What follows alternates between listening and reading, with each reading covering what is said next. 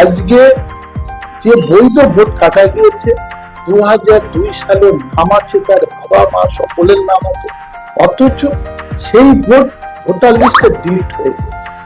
আজকে একমাত্র দায়ী হচ্ছে বিএলও যারা অফিসার, তারা ম্যাপিং এ ভুল করেছে, তারা টিএমসি নেতার কথা শুনেছে, ইন্ধনে এই ভোটার বৈধ ভোটার গুলো আজকে নষ্ট করেছে।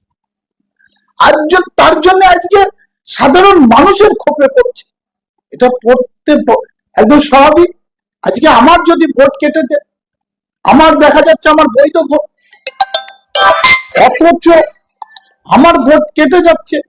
সাধারণ মানুষ ভাবছে যে এটা একমাত্র বিএলও যে অফিসার তার ভুলে এটা কেটেছে। আজকে তার ইন্ধন কে দিচ্ছে? টিএমসি নেতারা। তখন বিএলও অফিসাররা বলছে যে আমাদের ভয় দেখিয়েছে, টিএমসি নেতারা ভয় দেখিয়ে আমাদের এই ভোটগুলো ম্যাপিং এ মিস্টেক দেখাতে বাধ্য হয়েছে। আজ গতকাল আমি খবর পেলাম, গতকাল 38 নম্বর বুথে কিছু স্থানীয় মানুষ তারা তাদের বৈধ দাবি নিয়ে গেছিলেন যে আমাদের ভোট কেন কাটা গেল। তাদের মা বাবার 2002 এর লিস্টে নাম আছে, তাদের ভোট কাটা গেছে কেন, এই নিয়ে বাতসা। এবং এই নিয়ে লাস্টে নাকি শুনলাম যে পুলিশ গিয়ে বিএলও কে উদ্ধার করেছে। আমার তেমন জানা ছিল না, আমি আজকেই খবর পেলাম।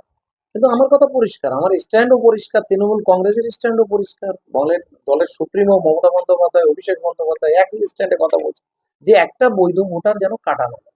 সেই ক্ষেত্রে বুঝতেই পারছি না, যেখানে মা বাবার ভোট রয়েছে 2002-এ, সেখানে তাদের সন্তান কি করে তাদের ভোট কাটা যায়, ডিলিট হয়। তো সাধারণ মানুষের ক্ষোভ তো হবেই। আমিও যদি কোনো এমন কাজ করে থাকি, মানুষ বৈধতা নিয়ে তো প্রশ্ন করতেই পারে। এ তো ন্যায্য দাবি, আমি মনে করি তাদের তো ভোট অধিকারের দাবি। আমি ইসাপুর 2 এর হচ্ছে 97/38 পাটের বিএলও। আমি কালকে যখন ফিল্ডে বেরোই, তখন কাজ করে ফেরার সময় আমার পার্টির কিছু লোকজন ওখানে জমায়েত হয়ে তারা আমাকে সবাই ধরেছে যে আমি সবার নাকি ভোট কেটে দিচ্ছি।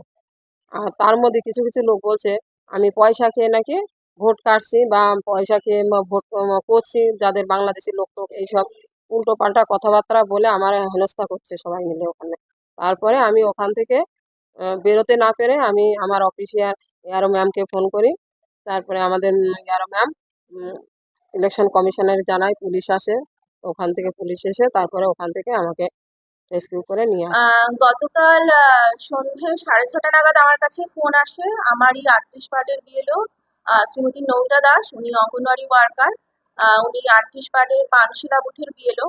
উনি বিকেল বা সন্ধ্যের দিকে একটা কাজে বেরোন এবং সেই সময় বেশ কিছু মানুষ ওনাকে বলতে থাকে যে আমার এসআইআর এর নাম তুমি ডিলিট করে দিয়েছো, এরকম ধরনের মন্তব্য করেন। এবং করতে করতে কিছুক্ষণ বাদে আবার আরেকজন বিএলও ফোন করে জানান যে নমিতাদিকে ওই বুথের মধ্যে আটকে দেওয়া হয়েছে।